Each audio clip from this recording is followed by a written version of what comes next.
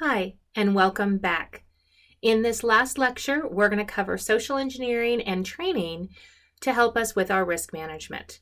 In social engineering, we're going to cover principles, attacks, scams, hoaxes, impersonation, identity theft, and influence campaigns using social media.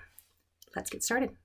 So it's hard for some people to understand social engineering, but social engineering kind of takes advantage of our inherent desire to help. When you see somebody on the street and they need help, you want to help them. And we trust people kind of implicitly. It's kind of a human nature thing. We also are a little bit greedy. We like to get something for nothing. And finally, we really like to avoid conflict. If somebody says they're in charge, who are we to challenge them? And that conflict issue is really what hackers can take advantage of when we talk about social engineering. A couple of examples of social engineering. When a website offers free access to its products, but it requires a website, a web browser alteration, or installation to install it. Hey, we're getting something for free. What do we mind when we click the little yeah, it's okay? Help desk receives a call from someone claiming to be a department manager who's in another city and they forgot their password. It just needs to be reset. Why would somebody call us if they didn't want to do that? So that's another way of being able to take advantage of someone who appears confident and sounds like they say what they know what they're doing. And who am I to challenge that? Someone who looks like a repair technician claims that the service call was received. The technician can then come in and say, hey, someone called me and told me I needed to come in and check this. Can you just log in real quick so I can access your computer? We don't know our tech people from everybody else. I mean, how do you know somebody new wasn't hired? So it could be a tech person. If a worker receives a communication from someone asking to talk with a coworker by name, there's no such person currently working there. Sometimes that's a way of being able to figure out who does work there. What are the names of the people? And convinces you, how many times have you gotten a wrong number and you gave them information because they needed help? Oh, well, is Joe still working there? When did he leave? Gives you information about the different employees that work there. And the last example here is when a contact on a discussion forum asks a personal question, such as your education, history, and interests. They could be trying to learn the answers to reset questions. This was really common in things like Facebook quizzes. Given what's your birth date and your birth month, this makes, your hacker email name, whatever, something funny, something silly. And you don't think much of it. What school did you go to? Oh, well, I could figure out your high school mascot from that. What's the name of your uncle? Well, something like that could give you a mother's maiden name. Different pieces of information, when asked, sound innocent enough, but they could actually be nefarious. So we always want to be a little bit aware that our inherent nature to be kind and generous and trusting can be taken advantage of by people who do this for a living. So let's talk about some general protection methods. Most important thing when it comes to social engineering is being able to be aware that social engineering occurs. Can't save yourself if you don't know what's happening. So training personnel about social engineering attacks and how to recognize them. Requiring authentication when performing activities for personnel over the phone. Okay, what's your ID number? What's your boss's name? When was your hire date? You should know these things. So obviously I should be able to ask them for you. This also comes in with the phone of you instigating the phone call versus them instigating the phone call. If somebody calls you directly, you want them to verify who they are. If they call you, then you need to make sure that it's somebody that you intended. Now, if you called them directly, you want to make sure you obviously have the right person on the other end of the line, but it's a little bit less risky that it's a hack if you are the one initiating the phone call. You need to define what is restricted information that is never to be communicated over the phone. You should never give your password over the phone. Nobody should ever ask for it. If somebody calls from your bank and says, we need your passcode, generally that's not happening. The bank may ask you some personal information, like what is your account number, or perhaps, what is the answers to your security questions, because the bank is trying to verify your identity. But they shouldn't ever be asking for a password. You also want to be careful about plain text communication in an email. Some things like passwords should never be written in plain text over an email. They should never be asked. You should never type your password in so that it can be visualized through an email that gets sent. Always verify the credentials of a repair person. It's not being rude. It's just being cautious. Being able to have somebody come in and say, hi, I'm from IT support. Can I see your credentials? Can I didn't expect this. Can I just check real quick with your boss and make sure that you're supposed to be here? Verifying that the real service call was placed. Things like this, they're not rude. They're not inconsiderate. They are simply checking and being cautious and being verified that that call actually occurred. Never follow instructions on an email without verifying the information with trusted sources. So if somebody sends you an email that you did not expect to get, that is asking you to put in information, make sure that you verify that that email was supposed to come to you and that you're supposed to give that information. A lot of times they will give you multiple options to be able to choose how you want to insert that information. Log in through the app, call us directly, or you could just respond. But be careful when you're following instructions on an email. And always, always err on the side of caution. Whenever dealing with someone that you don't know, that you don't recognize, whether in person or on the phone or even over the internet, one of the really bad social engineering attacks is where someone calls up and pretends to be long lost cousin, aunt, uncle, nephew, grandson, something along those lines. You may not hear their voice very often, so you may not recognize it. Always err on the side of caution.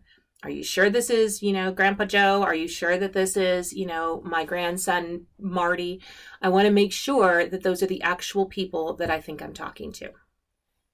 So these are just general protection questions that you always want to be aware of in any situation, not just in protecting your company, but protecting yourself in the real world.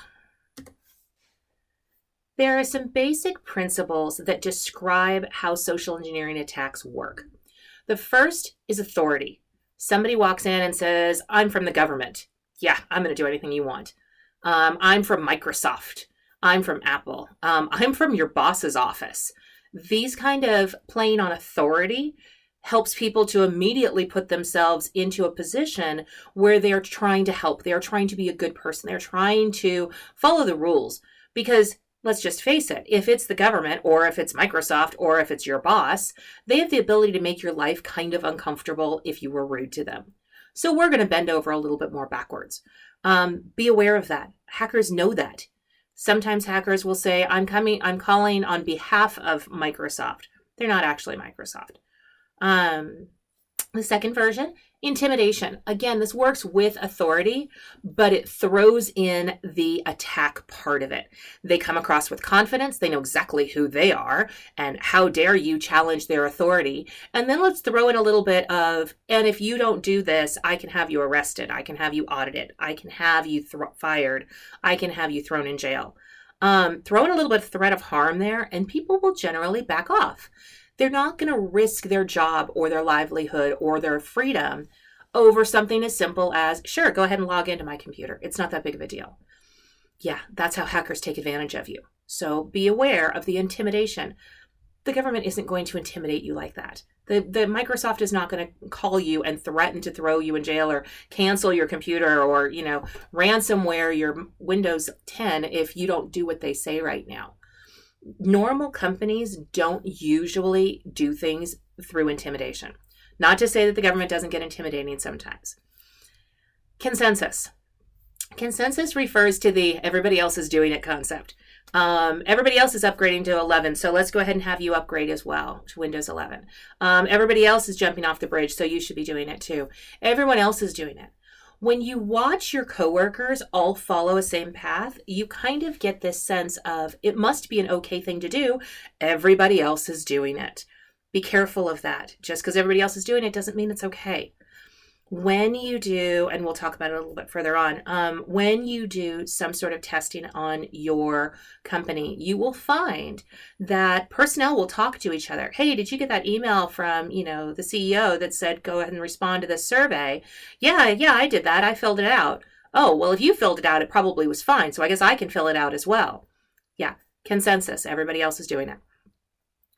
We like to play on people's fear of missing out, the scarcity issue. There's only 2 tickets left. If you want this deal, you have to do it right now. Otherwise, someone else is going to pick it up. What do you want to do? Because if you don't do this now, your computer's going to crash and the whole thing's going to fall apart. So you have to make a decision right now. Don't think about it. Just go. That scarcity makes people go, okay, fine. You can do whatever you want, because I'm not willing to risk whatever it is that I'm going to lose if I don't make a decision right now. Familiarity. This is where social media has become a significant problem. It is very easy to find out what hometown you're from, who your family is, where you went to eat lunch yesterday. There's a familiarity that when you think you know someone, you think you trust them.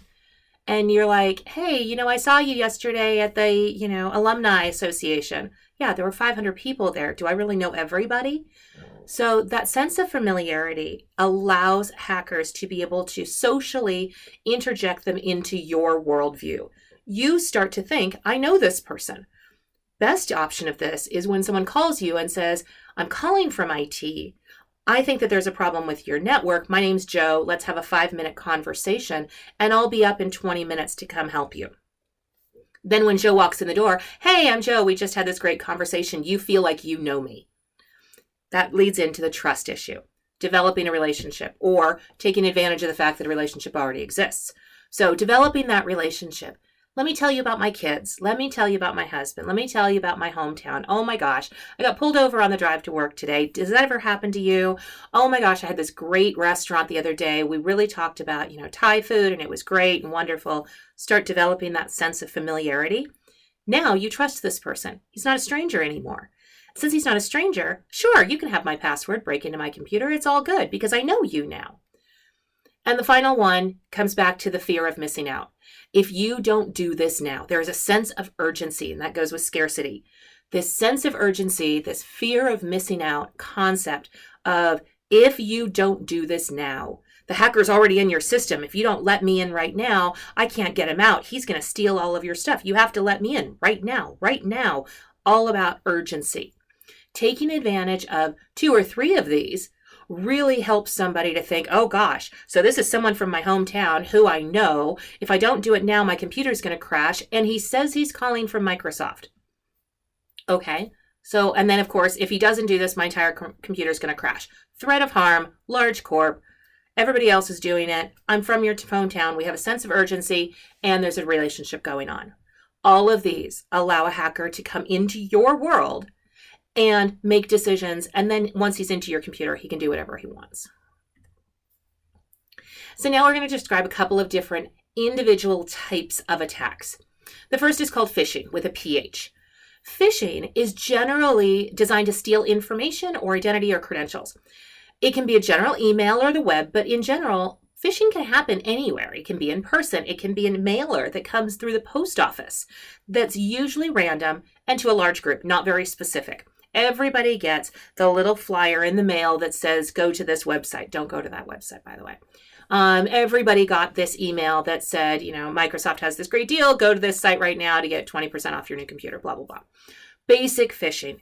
It's an email or a website that just is designed to have you enter your credentials. Imagine the email that says, if you click this email now, you can get 50% off your next Microsoft computer.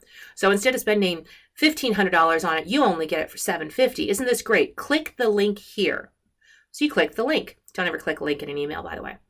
So you click the link, and the link immediately pops up to Microsoft and says, plop in your Microsoft email and password, your credentials. If you're not really hyper aware, you don't realize you're not actually on Microsoft's site, but you're going to enter your name and password anyway. They just got your credentials. Nice, easy way to do a phishing attack to help people. They think they're going to get a great deal. So again, that little bit of greed that we tend to do.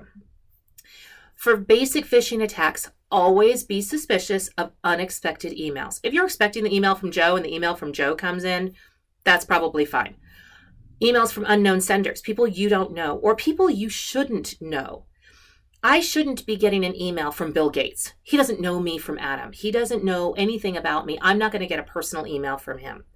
You shouldn't be getting an email from Bill Gates either, unless you personally know Bill Gates. Generally, Be suspicious of emails from unknown senders or from senders that you don't expect. Never open unexpected email attachments. Again, with attachments, it's so easy. You just attach the link in there and they click the link, or you attach a file and they open the file. The file immediately corrupts their hard drive. Never open unexpected email attachments. Now, it doesn't say don't ever open attachments. You can open attachments when you know they're coming and you're prepared for them. Never share sensitive information over email. Email is not secure. It's plain text. Anybody sniffing on your wire can hear it. They can see all of the actual plain text from your email.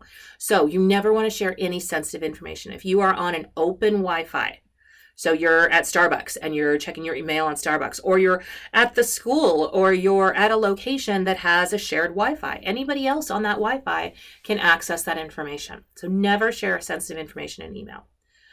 And avoid clicking any link ever on an email, instant message, or social networking message that you do not know is going to the right direction. Check the link. You can always right-click on the link and see what the link address is. And if the link address is something creepy, don't click on it. If the link address is just www.microsoft.com, you can just type that in. It's not that hard.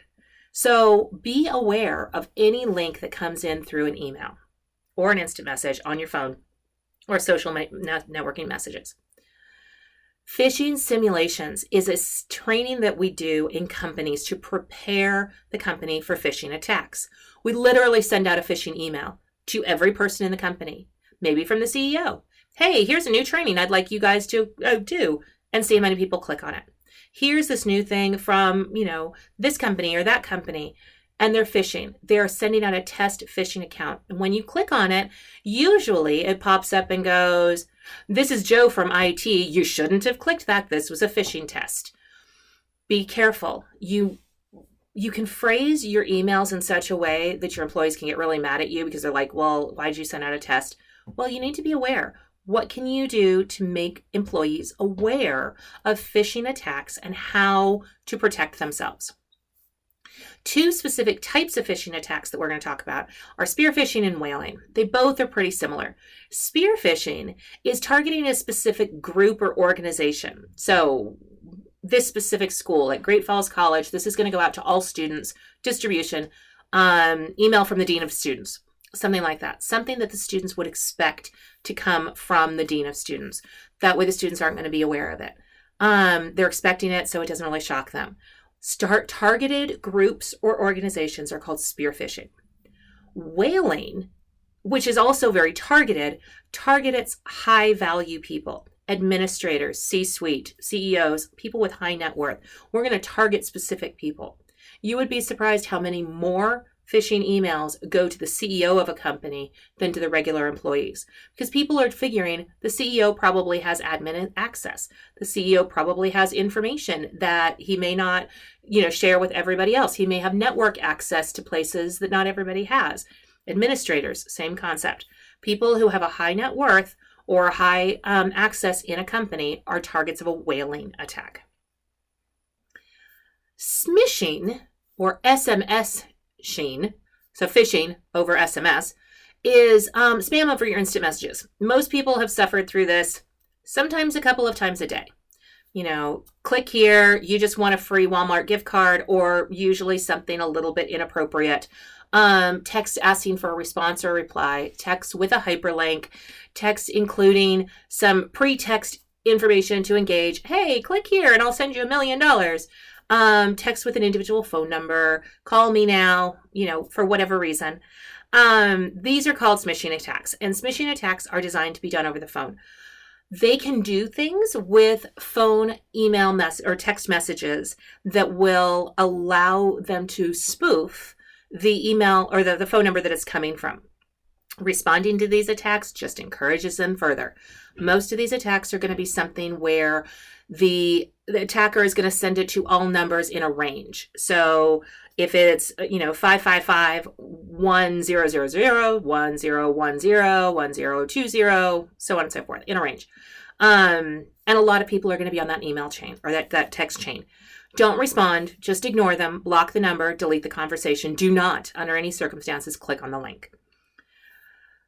Phishing is voice over IP or voice-based phishing over mobile phones, over voice ID. But again, they mask the caller ID. They can change the area code so it looks like it came from your local area. They can use voice over internet telephony to be able to use these, or voice over IP. They can use mobile phones. These can also include all of the social media options. So regular Google Hangouts, your Android Messenger, your WhatsApp, your iMessages, your Slack, your Discord, your Teams, any of the social media options that you have for being able to communicate can be a risk for attacks. And you always want to be aware of what's going on. Spam. Spam is any type of email that is undesired or unsolicited. That can be a lot of things. There are laws in place right now that essentially say, if you want to send out a mass mailing to offer people 20% off your product, you have to include the option of being able to say you can remove yourself or unsubscribe. If there is an unsubscribe on the bottom of the email, make sure it's a actual valid unsubscribe. But if you don't want the email anymore, you can unsubscribe. Now you won't get any more of that spam. That's fine. That's not spam. That is, you checked in and you wanted to include yourself in their mailing list, and they included you in the mailing list. So people that send you those and include a valid unsubscribe at the bottom and allow you to unsubscribe out of their mailing list is not spam.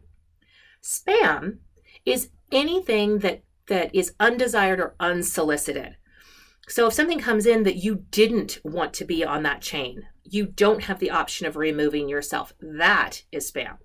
It can include malicious content or attack vectors, such as malicious code, viruses, we've talked about those, social engineering attacks, hoax messages, so the Arabian prince with the $1 million, and if you just let him do it here, he'll put some in your money in your bank account. There are none of these princes, and they don't offer you $1 million. Unwanted email wastes your time, which is annoying because then you have to sort through it. And it wastes internet resources, storage capacity, computing cycles, so on and so forth. Most companies, most email have some semblance of an email spam filter. The email spam filter is designed to examine the headers, the content, and the subject, looking for keywords or phrases and filter those out. It looks for spoofed mails, fake addresses. There's a story that I was told from an ISP, so an internet service provider, who got a call from one of their clients who said, I had this really important email and it got blocked by your spam filter. Why do you have a spam filter? Turn it off. And the IT guy on the other side says, no, you don't understand. You need this spam filter. He says, no, I don't. You stopped me from getting business. I'm mad at you. Please unblock all of my spam filters. Okay. So he unblocked the spam filters, and 3.5 minutes later, the guy called back and said, why do I suddenly have 100,000 email messages coming in? Because you just asked me to unblock your spam filter, and that's how much spam you get on a daily basis. Every hour, every second, there are so many emails that come through in spam. Your spam filters are there for a reason. Every once in a while, you get something blocked that you didn't want blocked, but most of the time, they block the spam for you.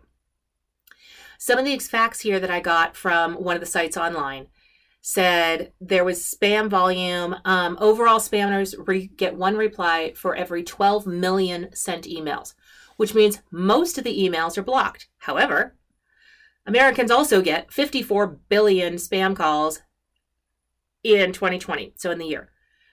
We have a huge amount of spam that goes by, and it's very cheap and very easy to send it. If you think about it, how much does it cost you to send an email? It costs you the effort of writing the email, but does it cost you any money? So if you have a program that does it, and the program's just sending out spam all the time, it's not costing you anything. There were 55.4 billion spam texts, and in March 2019, Twitter caught 9.9 million spammy accounts. 9.9, almost 10 million accounts on Twitter were spam accounts. Businesses lose a crap ton of money off of this. They estimate somewhere around $20 billion annually just on spam.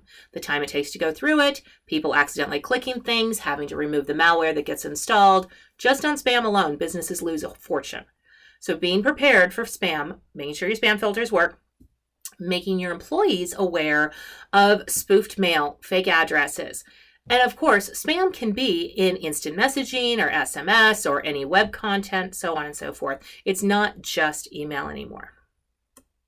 Shoulder surfing is always kind of a fun concept because most people think I would notice somebody standing over my shoulder. No, you wouldn't. A lot of times when you're doing whatever you're doing, you're not paying attention to the things around you.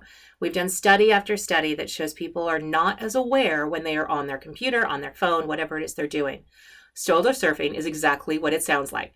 It is someone standing over your shoulder, and they are looking at your keyboard or your monitor while you are working. If you are going to work in a public location, make sure that your back is to the wall, avoid the windows and the doors, and use screen filters to make sure that people can't see in.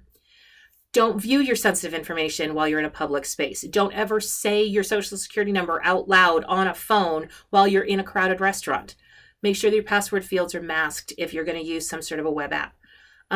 Make sure that even in your office, if you could choose to move your desk in such a way so somebody walking down the hall can't see what's going on your desk, on your monitor. These are different ways of shoulder surfing. Somebody walks by, they see what's on your keyboard, they see what's on your monitor. Make sure that you can avoid those.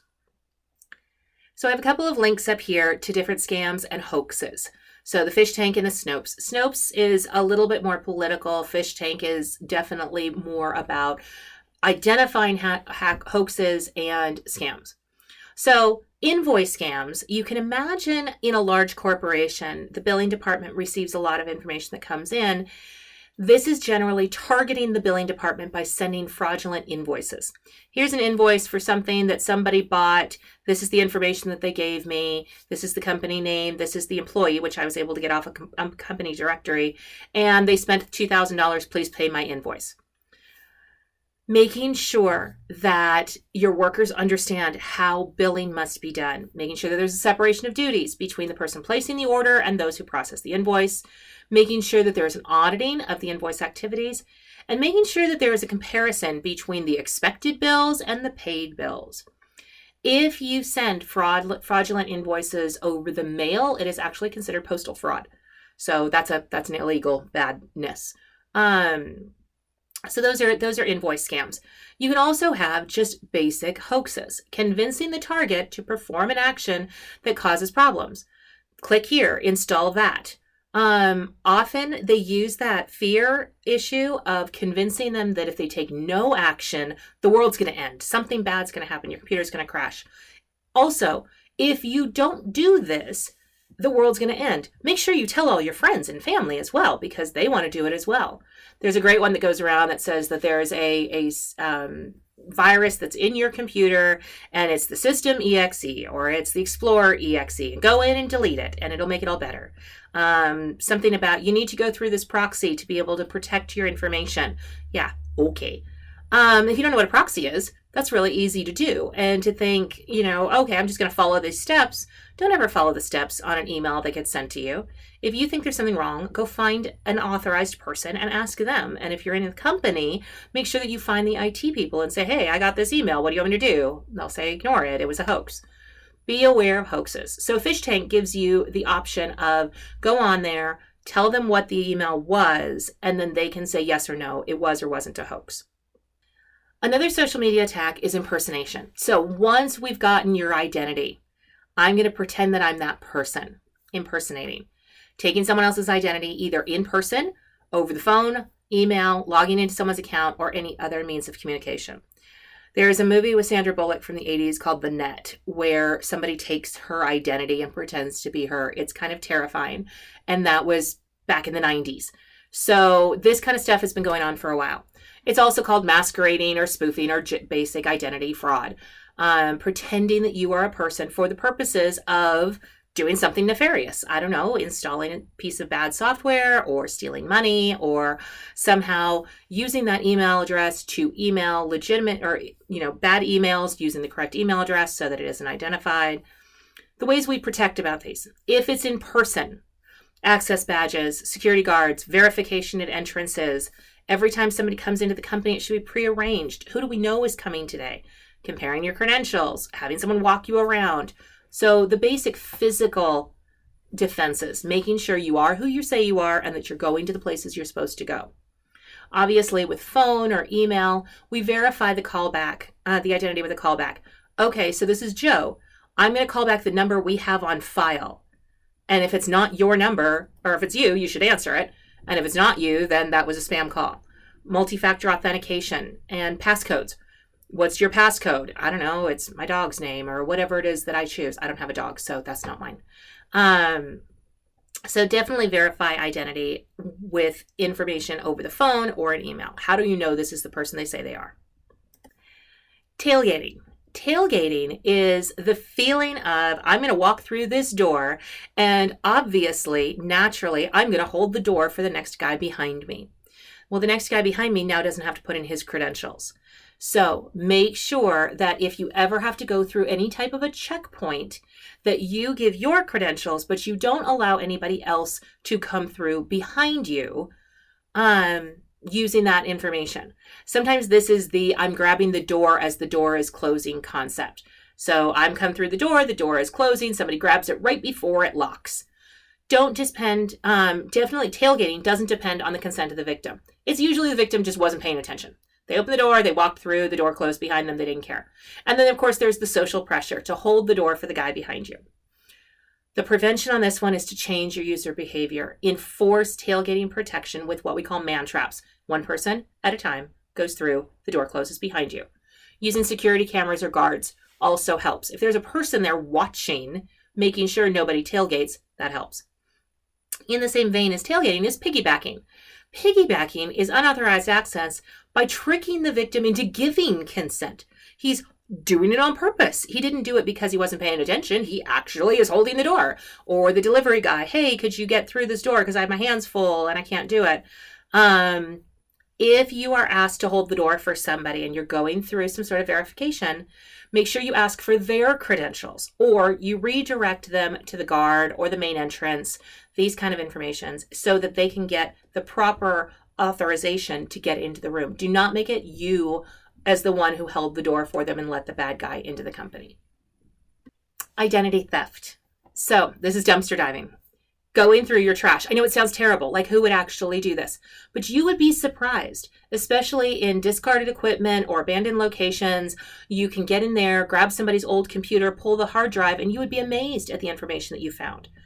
Even getting paper items, calendars, manuals, lists, sticky notes, things like this. Those credit card authorizations that come in and say you're pre-approved for a new credit card. Those going straight into the mail, someone can take that and fill it out and send it in, and they can steal a credit card in your name. It's pretty easy to do. To prevent that, you always want to shred paper documents. No storage media should ever be tossed in the trash. I don't toss any of it. I pull my hard drives before I toss a computer or give my computer away, and I keep the hard drives safe. Or I literally break the hard drive. You can run it through a shredder. You can do things with the hard drive to make sure that the hard drive is clean. But I will never give, and I give away computers when I'm done with them, but I pull the hard drive before I do that. You never want to give away storage media, anything that could have anything personal on it at all. And sometimes things that you think are not personal actually are, like little sticky notes that say, don't forget to pick up Joe from track today. Oh, okay. So now somebody knows that Joe goes to track today. On the other side of that is just what do you do with the information once you find it? And this is where identity theft comes in. Identity theft and identity fraud are used to refer to crimes in which someone wrongfully obtains or uses another person's personal data that involves fraud, deception, usually for personal gain. This is you dropped your wallet, I took your identity, I sold it on the black market. I took your identity and I opened a new credit card in your name. Stealing someone's identity, stealing someone's credentials, or even used for social engineering attacks. Now that I know your information, I can tell you what I know about you, and therefore now we're friends, and I've proven my identity to you, and now we're all good. There's a link here to some identity theft protection options and things that you can do to help yourself further protect against identity theft. Our next one is typo squatting. So, people usually know how to spell the word Google. Google. Sometimes people spell it wrong. Googel or Gougle. Amazon is Amazon. Sometimes people put an O in it. Spelling errors. Sometimes names have different spelling, like Home Depot without the E or Victoria's Secret without the double S. These are different ways that people can take advantage of basic human nature of misspelling things. What you do is you actually register the domain GitHub with an L instead of an I or something like that, something that could be misspelled. And then instead of being the right site, you're going to go to this spoofed site. The spoofed site usually has some sort of product screen that looks like what you would expect. It's not. So you just went to the wrong site. You need to be careful of these kind of things. Along the same line is clickjacking, which is where the web browser has a piece of script in front of the web browser saying click here to play. And when you click that, you actually run the script. The script sends you to an alternate target or a redirection or something like that. That can also occur, especially with typo squatting, where you think it's the Google site, but when you click the search button, it actually runs a script in the background that does something nefarious on your computer. Our next one is our influence campaigns and social media. Social media has become a big deal in the last 10 years, since probably the mid-2000s, 2010s. An influence campaign is anything attempting to change, guide, or adjust public opinion. Disinformation, propaganda, fake news, things like this that are trying to pull at your heartstrings or in some way make you angry or make you mad or make you proud or make you something. They are trying to influence your public opinion. Generally, influence campaigns are disinformation or off information. Just because you see a picture of something doesn't mean that's actually what occurred. In an influence campaign, sometimes attackers will use things like doxing. Doxing is collecting personal information and then sharing it online with the intention that people will use that information to hurt the person. I didn't do it. I just gave them the information. They're the ones who went out and did it. It's not an okay thing to do. It's illegal. It's not all right to take people's personal information and display it on the internet so that other people can come hurt them. In addition to that, we have kind of a hybrid warfare. Warfare generally used to be military strategy, but now hybrid warfare takes into account social engineering, psychological warfare, and political tactics in addition to regular military strategy. This is going to allow you to have a propaganda campaign on top of physical military strategies. We've been doing this for decades. This isn't a new concept of using propaganda, but with misinformation and social media, it has become weaponized. Social media allows you to weaponize social credit. So social credit is this basic concept of you see me doing a good thing, therefore you think I am a good person. I donate blood, and therefore I'm a good person. So I have positive social credit. You watch somebody kick their dog, they have negative social credit. So when you see somebody do something, the social environment around you changes your social credibility in the community of what you are and aren't allowed to do. Social media has allowed companies with influence campaigns to weaponize that. If you don't have this picture supporting this person, supporting this thing, you are now socially no longer acceptable. Your social credit has decreased. If you do, your social credit has increased. And we've seen this where a lot of people, especially celebrities or people that are well known, are supporting or not supporting specific groups. And we watch how that affects their social credit, which in turn can be used as a form of warfare. If you don't support me, then we will do a campaign against you and you'll be bad. Social media-based influence campaigns. The thing about social media, don't assume that everything you read on social media is accurate or valid or complete. Some of it may be very specific sound bites. It may be very specific things. You know, my mother always told me that really bad people beat their cats. So you're going to take, my mom told me to beat my cat. Well, you know, that's bad. That's very specifically pulled. So be aware that social media and videos that you see and text that has come across and speeches that are made may not be accurate, valid, or complete. They may be just a propaganda campaign for influence of some type. In addition, social media on business hours is a waste of time.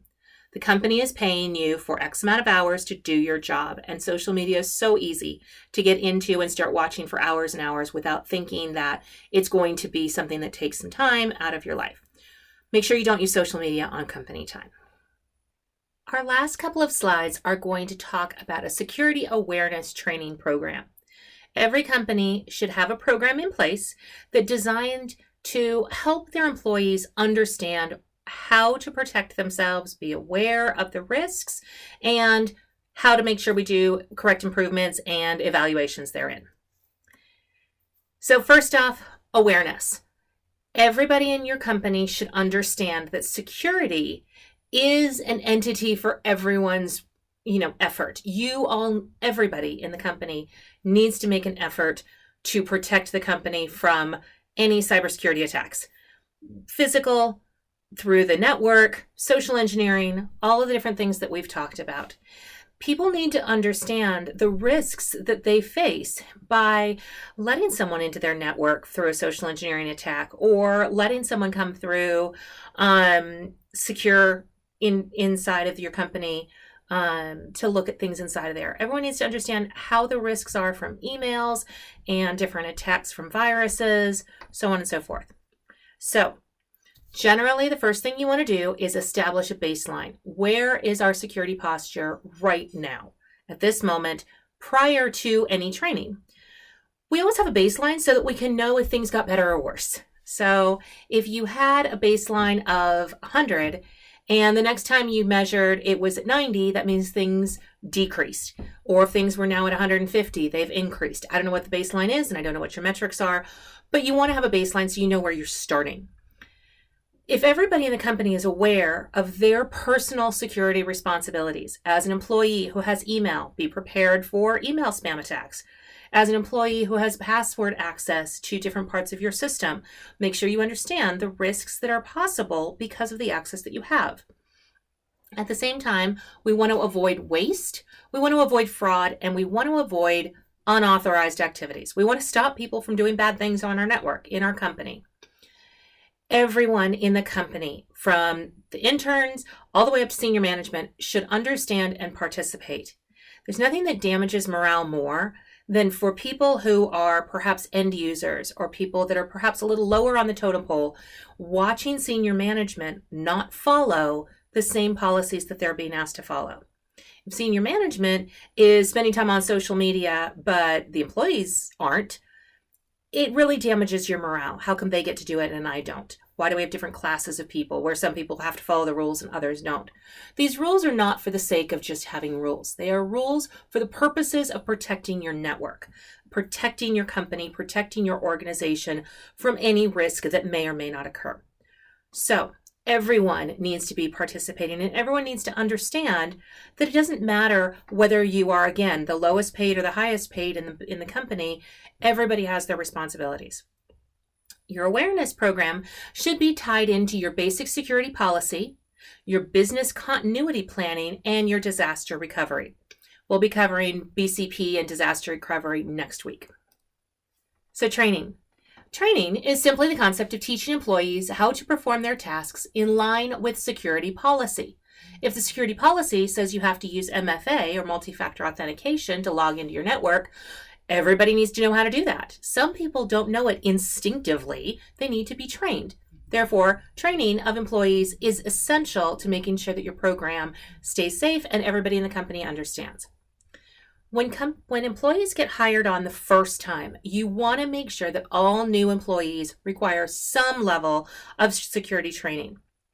That doesn't mean it's a one and done thing. You need to continue to have continuous training annually, semi-annually for all current employees who should always have a refresher course reminding them, hey, this is our security posture, this is our policy, this is our AUP, this is our NDAs. Let's make sure that we keep our company as safe, as secure as possible.